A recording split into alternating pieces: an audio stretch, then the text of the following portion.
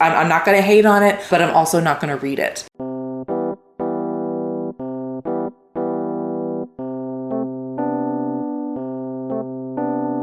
Hello everyone, and welcome back to my channel, Just Another Struggling Writer, the beleaguered author's one-stop shop for commiseration and hopefully inspiration.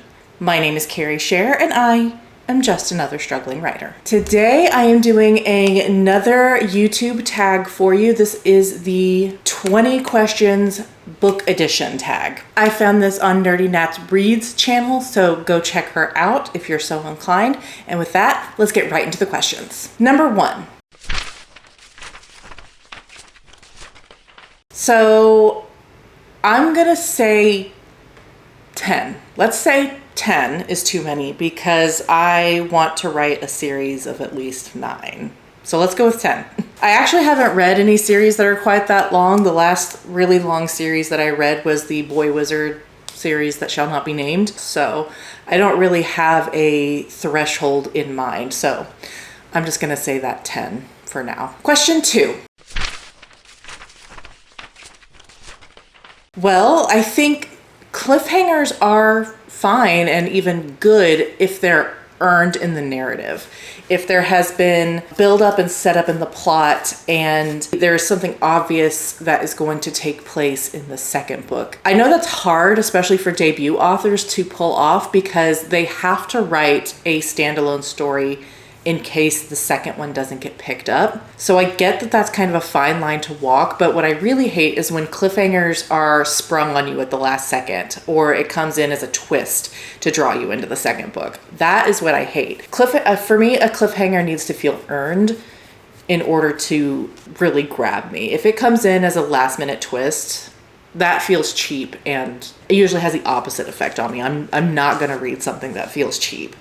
But again, I do know that sometimes with debut authors who are trying to write a standalone with series potential, they have to kind of thread that needle where they're building up to something that could have longer implications, but they can't because they aren't guaranteed the second book or the third one and so on. So I get it too. Question 3. I am actually going to go with hardbacks. I am one of those who I'm just really afraid of like damaging a paperback book.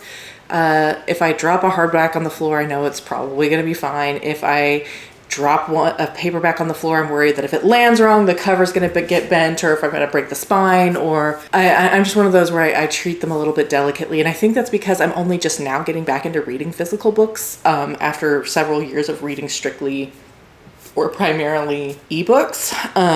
So if ebook was included on here, I would say ebook because they're just so convenient and I don't have to worry about damaging them, and I can highlight them in a way that doesn't feel like it's changing the landscape of the book in a way that like highlighting does in a physical copy. But between hardbacks and paperbacks, I'm gonna go with hardbacks. Number 4.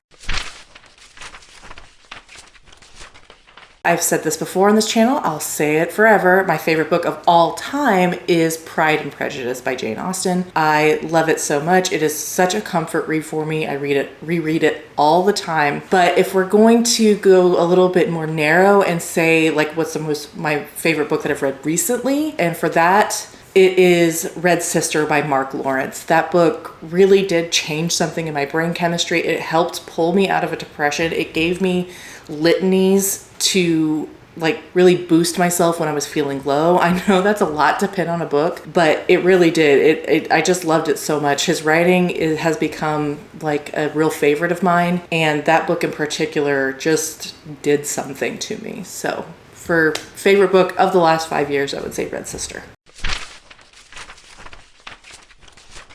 This one is tough because if I'm really hating a book, I typically don't finish it.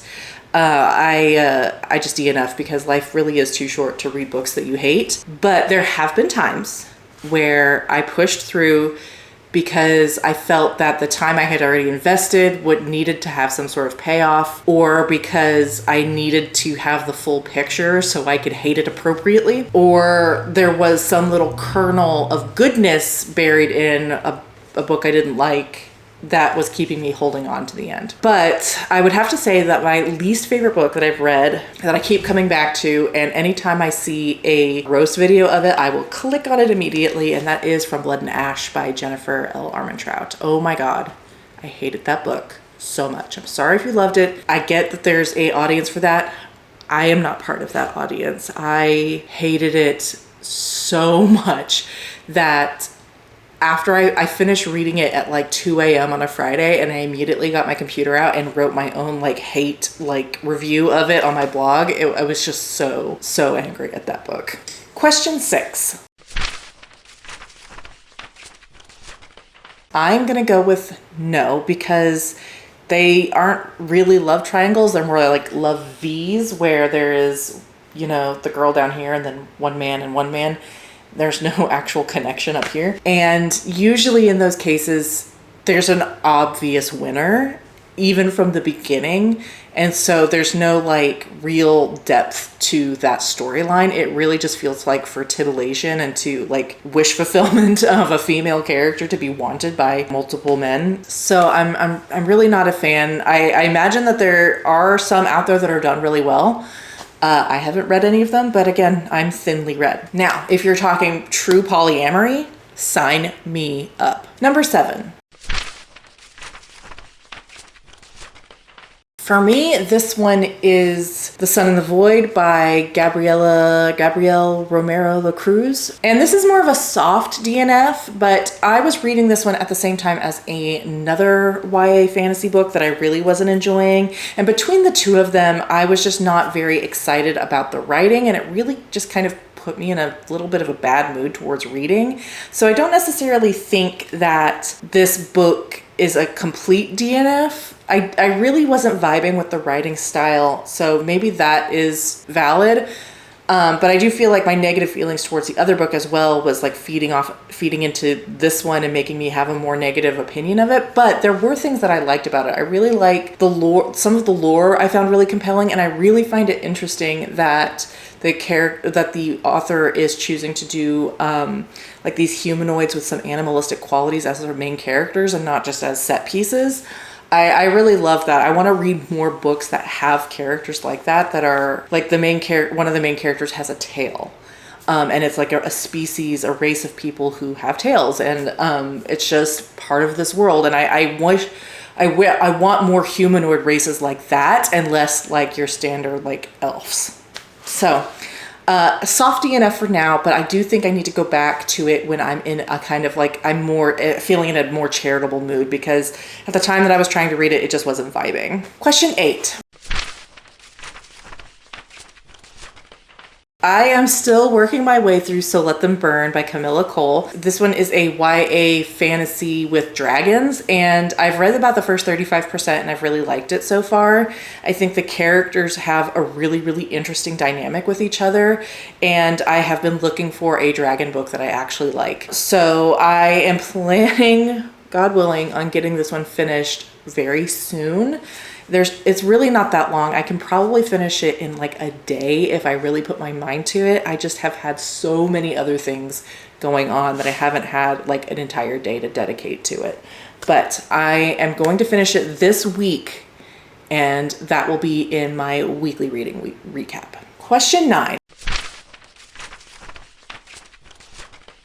I have honestly been looking for people in my like real life sphere to talk to about books, and unfortunately I don't really know anyone who reads the same kinds of books that I do. So recommending books is not something I do very often offline. I did suggest that my partner read the Expanse series. And then of course, like I've done the book recommendations tag, which I will link above if you are interested in my recommendations. But offline, I don't really get a chance to recommend books too much. I really would love to start a book club in my area, but I'm scared.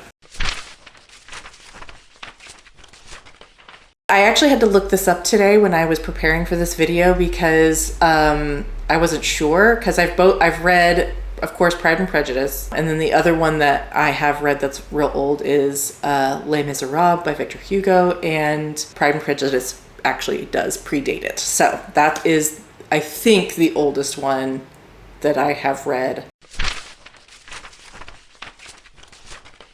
I put Sunbringer on this list, but I just realized that it's not true. The most recent book I've read is actually A Fate Inked in Blood by Danielle L. Jensen. That came out, I think, in April or the end of March. I thought it was okay. There were really some really great things in it, and then the ending was kind of a letdown because it was very predictable. But I am interested in reading the sequel. I think the world is really interesting. I've been looking again for a Viking fantasy, and this really fit that description, but it was very predictable. Question 12. I had to think about this because I, again, am thinly read. I've only been getting back into reading over the last 2 years, and I haven't really read a lot of the same author to determine if they are my favorite. So I narrowed it down. The author I have read the most over the last 2 years is T. Kingfisher, and really that has been over the last 6 months. I have read a lot of T. Kingfisher, and I do really enjoy her writing. I've never rated a T. Kingfisher book lower than a 3, but I've also never rated a T. Kingfisher book a 5 yet. So I think where I'm going to go is, again, with Mark Lawrence. I've read 3 books by him now that are all in the same universe, but they were of 2 different series. And something that I've noticed and have heard other people talk about is he has a very specific writing style that is just very poignant, and that in those 3 books that I have read has really spoken to me. His particular writing style just speaks to me in a way that other authors do not, even though I really like T. Kingfisher and I really like N.K. Jemisin. And I've really liked Hannah Kaner's 2 books that I've read. I think in terms of just pure style and just the way that the prose works, Mark Lawrence is it for me. Question 13. Right now, I am all in on buying books because I've talked about it before. In my old house, there just wasn't enough space to have bookshelves. But so I was in a financial situation that didn't really support a lot of book buying. So I was reading a lot of 99-cent ebooks that were, anytime there was a Kindle sale or something on Amazon that I could just pick up really fast and easily. That's where most of my collection lay for a long time. Now that we're in the new house and now that we're a little bit more financially stable, I am trying to fill out my physical collection. As you can see, it is a slow process. These have filled out nicely, but I've still got a long way to go before my physical library is where I'd like it to be. So right now I am buying books. However, I am leaning in on utilizing my library a lot more through the Libby app. That way I can read books that are instantly available, that are a lot of times are new releases or things I've never heard of before. And I don't have to buy them and spend money on something I'm not sure I'm going to like. So right now I'm leaning more towards buying books, but I also totally agree and support utilizing your local library and of course sharing with friends. Question 14, and this one might get me in trouble. And I'm just going to make a blanket statement of anything in that SJM sphere, anything that is SJM-like, anything that she writes, anything that is, kind of that style. It's not for me. It's a no. I'm not going to hate on it, but I'm also not going to read it. I've given it a few tries, and I can already say that it's not for me. If I had to be specific, and I've talked about this before, and I don't necessarily hate this book, I just thought it was fine, but I really don't understand the hype that it gets, is Six of Crows by Leigh Bardugo. Again, I thought it was fine. I really hated how it was a YA because there was this real dissonance of the writing was juvenile and appropriate for YA, but the characters were not. They should have been adults. They were doing adult things. And in this universe, it doesn't necessarily even make sense that this ragtag group of kids are kids, and yet they're the best at what they do. I mean, if this was in a world where this, its entire society functioned this way, where they were all young, or for some reason the adults were dying off or incompetent, or something about the world made kids hyper competent, I would buy it. But that doesn't seem to be the case. It just happens that all the main characters are just these super competent, super cool, badass kids. And I just have a really hard time with that. It makes their ages feel cosmetic, and it really, really throws off the suspension of disbelief. And I also just didn't really vibe with the way that Leigh Bardugo chose to tell the story. There was a lot of flashbacks, and I felt like it really stalled the momentum of the story. The story itself was good. I love the heist. I love the character dynamics and just kind of the goal in the world itself. Loved all that, but something about the writing, I mean, I'm not a big YA fan to begin with, so the fact that it was very YA automatically didn't appeal to me. And then the way that she was telling the flashbacks just felt like anytime anything would get going, we'd be like jerked back, and it was just so disorienting at times, and just really, I really struggled to get through some of those flashback moments. And the characters being hilariously underaged for what they were doing and accomplishing. I just truly just don't get it. I wish that I did. Again, it's not that I hate it. I just think it was fine, and she did end up getting me in the end. I will be reading Crooked Kingdom. It's actually on hold at the library for me right now. So whatever I say about it, she still got me. So there's that. If you couldn't already tell from my earlier answer about being very gentle and not wanting to damage books, I am definitely a bookmark person, but I'm also not really precious about it. I don't need super cool ones, or I usually just use the ones that are available or come in the book of the month box, like this one that just happened to be sitting right in front of me. I've used library receipts and half-price book coupons also, so I'm definitely bookmarks, but I'm not precious about it either. And I was thinking about it earlier when I was looking over these questions, and I remember that when I was a kid, I didn't use bookmarks at all, and I didn't dog here. I just remembered where I was. And I feel like that was sort of psychotic of me, to be honest. Question 16. For me, again, Pride and Prejudice, love it, reread it. I'm due for one right now. I can feel the itch. I want to get back into it. Yet again, I've probably read it around 20 times, around about every 9 months or so, since I was like 19 or 20. So yeah, I've read it a lot, and I will continue to read it. Question 17. Anything with lyrics or like words in it, I can't. I find I have audio processing issues, and people speaking is very, very distracting for me, and I can't really listen to people speaking while also trying to like absorb words like physically in front of me. I just can't do it. I get too distracted. It's also really like distracting for me when two people are talking at once. It really is really overwhelming. So I just can't. I just can't. Anything with words is way too distracting for me. I can't even like have the TV on. Like when I'll put like a sports game on, but I'll put it on mute, because if you know anything, there's just the transition from like the game to a commercial is enough to distract me, so it doesn't really work. But for like instrumental music without words, even that I can find distracting. So what I prefer to use as background noise is like ambient noise, like generators or like apps. I really love foresty noise or waterfall noise or rain noise especially. So any kind of ambient noise is what my background is when I'm reading. Question 18. I like multiple POV stories, but only when each POV character is given like depth and attention to detail and like a character arc. If they're just thrown in there just to contrast to the main character, I don't really find that interesting. It has to be earned. It has to feel like there needs to be a reason that we're in their head, and we have to kind of see their growth throughout the story in order for me to really get on board with it. A great example of this is the Fallen Gods series by Hannah Kaner, starting with Godkiller. One of my favorite things about that book is all 4 POV characters got complete narrative arcs, from so seeing them from the beginning, go on this quest, struggle internally and externally, and then have character growth by the end. That is what I'm talking about. You've got to make me feel something. It can't just be there for window dressing. Question 19. The answer is both. If it is a short book, like 300 to 400 pages, I can read that in a day.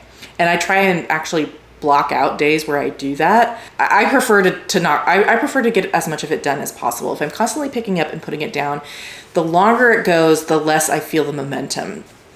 Truthfully, however, there isn't always time, like we were just talking about earlier, to block out an entire day just to read a book. What ends up happening is that the first like 50% or so I will read over a period of days. Those days may be really far spread out sometimes, but usually around the 60-65% mark, when the momentum really starts picking up speed and going towards the climax, that is when I binge the rest. And I don't care if it is only 150 more pages or it's 350 more pages. Once I hit that 60-65% mark, I am sitting down and I am finishing it in one go. And question 20, who do I tag? And I tag all of you. I would love to learn more about your bookish habits and favorites. I have had a really fun time growing the channel lately, and I would love to learn more about my new friends. That wraps up the 20 questions book edition tag. Thank you so much for watching. I really appreciate the support. I have all of my links below, including my Ko-Fi, if you want to support me in that way, which would also be very appreciated. In my next video, I will be doing an update to my weekly writing vlog. I hope you look forward to it, and I will see you then. Bye.